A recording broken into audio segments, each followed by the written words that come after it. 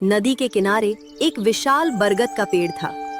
उसी पेड़ के नीचे एक छोटी सी झोपड़ी खड़ी थी। दीवारें मिट्टी और गोबर से लिपी हुई, छत पर खपरेल।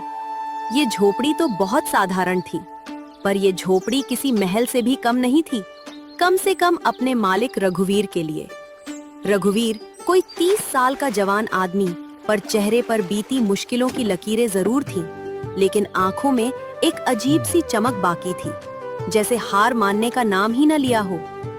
उसकी पत्नी कमला इस झोपड़ी की जान थी।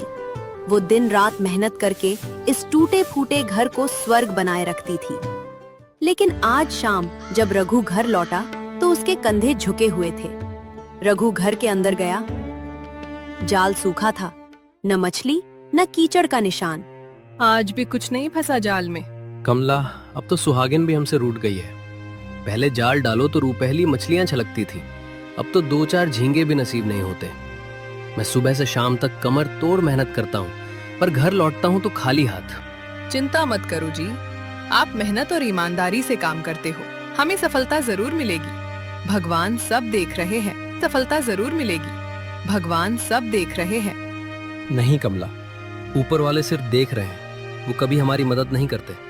तुम देख नहीं रही वो गांव में सोहन लाल कैसे चालाकी से और बेईमानी से अपना धंधा कर रहा है। और जब उस दिन उसको मैंने खराब मछली देने से मना किया तो कैसे उसने मुझसे मछली लेना बंद किया और अन्य मछुआरों को मेरे खिलाफ भड़का भी दिया।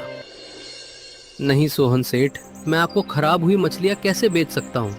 इससे लोगों की सेहत खराब हो सकती है। चाहे तो मैं आपको अच्छी मछलियां कम दाम में देता हूँ, पर ऐसे लोगों की सेहत के साथ मत खेलिए। देख रघु, मैं जितना बोल रहा हूँ उतना कर, इससे हम दोनों का फायदा है। और लोगों के बारे में इतना मत सोच।